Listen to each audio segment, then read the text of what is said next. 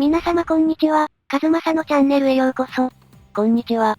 いきなりだが、世界人口白書は知ってるかい？世界人口白書？なんだか聞いたことある。国連人口基金 UNFPA が毎年発行している報告書だ。世界の人口動態、出生率、死亡率、人口移動などを追っている。国連の機関が発表している報告書なのね。もともと、開発途上国における家族計画の普及などを熱心に進めてきた。しかし世界中が少子化に悩み始めて、今度は少子化というテーマについても助言を行っている。今年はどんな内容なの？タイトルが照準を合わせた出生率、変化する世界における生殖に関する自己決定の戦いだ。簡単に言うと、世界中で人々が自分の望む数の子供を持てていない現状を調べて、その原因や解決策を考える内容だぜ。なるほど、自己決定の戦い。熱いものを感じるね。この報告書のポイントの一つ目がまさにそこだ。14カ国で約1万4000人を調査した結果、生殖年齢の成人の約20%が自分の望む数の子供を持てないと感じていることが分かった。約20%って、結構多いね。自分の家族なのに、自分で決められないと感じているのね。実際、約25%が、希望する時期に子供を持つという願いを叶えられなかったと答えている。せっかく子供を持ちたいと思っても、それが希望通りにはなっていない。原因は何なの？報告書によれば、約40%が、経済的な不安を理由に挙げている。これが、実際に子供の数に影響を与えたり、将来与えるだろうと回答している。やっぱり、経済的な不安が最初に出てくるね。他にも、理由を挙げているので紹介しておくぜ。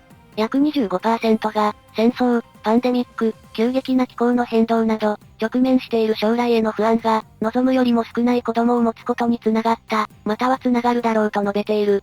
直接不幸に見舞われた人もいるだろうし、ショッキングな出来事は子供の数にも影響を与えているね。この報告書は、高齢化と人口減少の責任の多くが、女性と若者に押し付けられていることに警鐘を鳴らしているんだ。どういうこと？日本の非正規雇用制度を考えてもわかりやすい。少子化の責任を経済的弱者である若者に押し付けても、解決しないという話だ。なるほど。少子化と社会環境を考えるのね。世界中で、女性が結婚や出産を放棄していると非難されたり、若者が自立できていないと非難されたりしていることはあるんだ。ヨーロッパでも過激に叫んでいる人がいる。しかし今一度、子供を持ちたいという若者も大勢存在しているから、そのことに注目しようという感じだ。なるほど。結婚や出産を諦めたくなるような環境について、警鐘を鳴らしているのね。そこで二つ目のポイント、国家の政策というテーマが浮上してくる。UNFPA は結構、思い切ったことを言っているんだ。どういうこと？出生率向上政策の多くは、ほとんど効果がないと話しているんだ。それって大きいね。少子化対策って連日報道してるよ。そうなんだ。ところが、ベビーボーナスつまり出産一時金とか、保育料や住宅費を一時的に下げる政策を試した国々を調べている。そして、出生率への影響に対して否定的なんだ。短期的な支援じゃ、根本的な問題が解決しないからね。なるほど。手厳しいね。環境が変わらないと、小手先の政策では、出生率は上がらないと考えているのね。経済は確かに出生率に影響を与える。ところが経済的インセンティブという考えに否定的なんだよ。人生の長さを考えると、手元の優遇策では、むしろ逆効果になる可能性があるとしている。逆効果っていうのは怖いね。例えば、結婚しない人が増えている日本では、出産を遠いもののように感じてる若者は多いだろう。その状態で子育て支援を連呼されても、政府は分かっていない、となってしまう。結婚は贅沢品と言ってる若者もいるね。そもそも、結婚自体を遠いもののように感じてる。このチャンネルで一番人気のある動画は、日本の格差、資産編だ。資産格差と少子化の関係は、世界でもよく取り上げられている。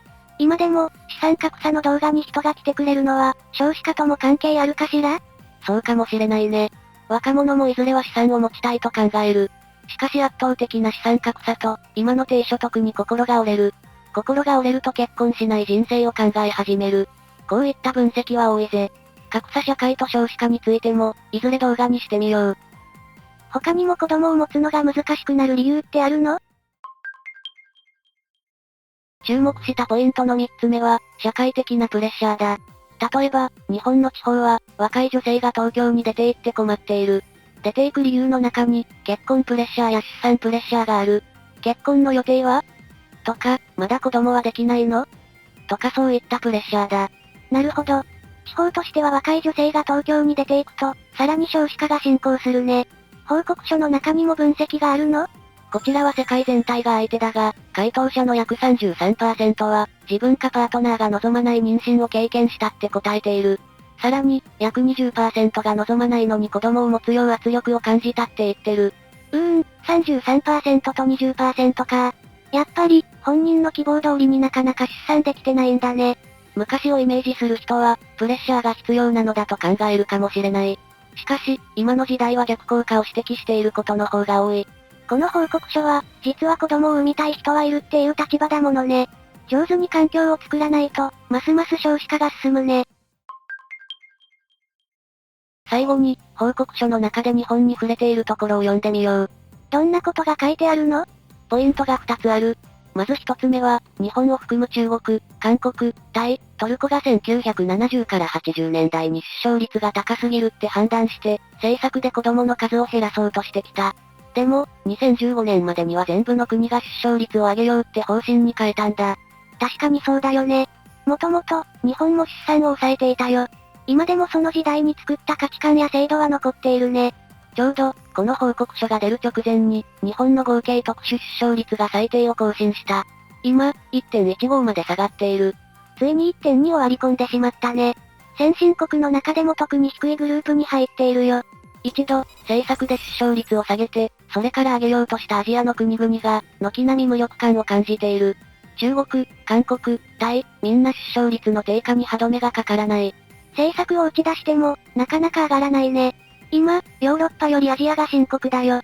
もともと、女性の社会進出も、個人主義も、ヨーロッパから来たものだ。出生率を下げたい時には良かったんだが、上げたい時にはうまく対策ができない。人口最多地域の東アジアが、出生率で迷っている。日本について、報告書に書いてあるポイントの2つ目は何？日本が世界最速の高齢化に直面していることだ。日本は、65歳以上の人口比率が 30% で、これは実質世界一だ。日本の地方は、30% どころじゃないしね。65歳以上の比率が 40% や 50% の町や村が何千とあるよ。日本は少子化が進んでいる国の中でも、そこが際立っているね。日本は単なる少子化国じゃない。最も年齢が高い国になっている。どうなっていくのかしら。結婚プレッシャーや出産プレッシャーは禁物だ。それを見ている次世代の女の子たちが、ますます地方を出てしまう。しかし、個人主義というテーマについては、変化が出るかもしれない。地域ぐるみでの結婚育児のサポートね。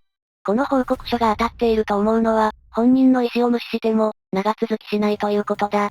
逆に、結婚したい、子供を持ちたい、という若者がいれば、地域全体でサポートする。格差社会の緩和にもなるね。高齢者比率が 40% を超えたりすると、貨幣経済が小さくなる。お金ではない協力体制が生活を支え始める。その中で、出生率がどうなるかが、日本のポイントになりそうだ。海外のメディアが日本の地方を見に来たりしているよ。地方の高齢化は世界的な悩みだからね。日本の地方は AI 活用も進んできた。この国の工夫や発見に注目が集まっている。私たちも日本の地方に注目していましょう。さて長くなってしまいましたが、本日もご視聴いただきましてありがとうございました。人口問題は多くのご意見がございます。よろしければ、コメント欄をご利用ください。本日もご視聴いただきまして、ありがとうございました。